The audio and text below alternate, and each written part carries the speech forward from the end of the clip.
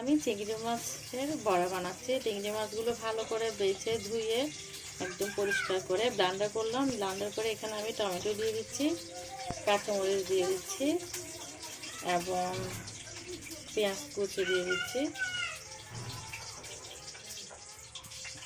সবগুলো আমার হাজবেন্ড আমাকে কেটে দিয়েছে। তারপরে সাথে আমি কিছু পেঁয়াজ পাতা দিচ্ছি। সেখানে আমি আবার কিছু বেশি করে ধনে পাতা দিয়ে দিচ্ছি। আপনারা আপনাদের পরিমাণ অনুযায়ী দিবেন। তারপরে এখানে আমি পরিমাণ মতো হলুদের গুঁড়া দিচ্ছি।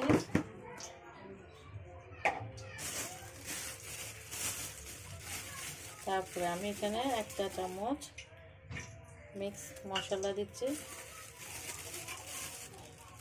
1 চা চামচ মানে 1.5 চা চামচ পরিমাণ মশলা দিচ্ছি।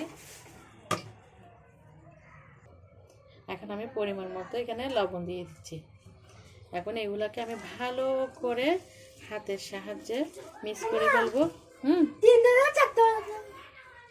ভালো করে আমি হাতের সাহায্যে এগুলোকে আমি মিক্স করে ফেলবো। দেখতে পাচ্ছেন,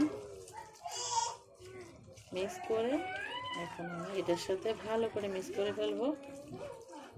মিক্স করে এগুলোকে আমি ছোটো ছোটো করে তেলে দিয়ে দিব। এখন আমি এগুলো তেলগুলো ভালো করে কড়াইতে গরম করলাম। বেশি গরম না, আসলে মাঝারি সাইজ করলাম। এখানে আমি একটু করে করে একটা একটা করে দিয়ে দিলাম। জয় হয়ে গেল।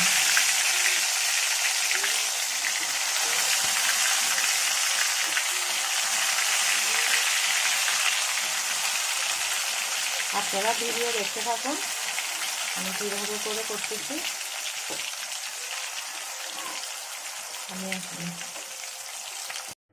এই তো আমি এখন চিংড়ি মাছের বড়া বানালাম। এই তো এখন আপনাদের সাথে শেয়ার করলাম। আজকে আমরা ভাত খাবো এই চিংড়ি মাছের বড়া দিয়ে। খিচুড়ি রান্না করলাম আজকে, খিচুড়ি দিয়ে বড়া দিয়ে খাবো। এই তো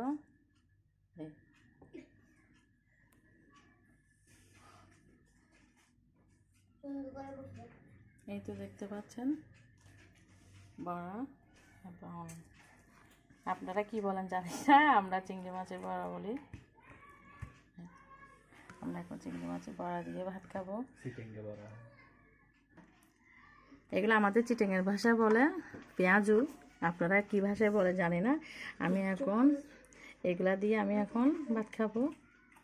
এই দেখতে পাচ্ছেন, এই বিসমিল্লাহির রহমানির রহিম। অনেক মজা হয়েছে, অনেক ভালো টেস্ট হয়েছে। আমার ভিডিও ভালো লাগলে তাহলে অবশ্যই শেয়ার করবেন। আর নতুন নতুন ভিডিও পেতে চাইলে তাহলে অবশ্যই আমার চ্যানেলটাকে, কেউ নতুন হয়ে থাকেন তাহলে অবশ্যই সাবস্ক্রাইব করে দিবেন। তাহলে সবাইকে জানাই আসসালামু আলাইকুম।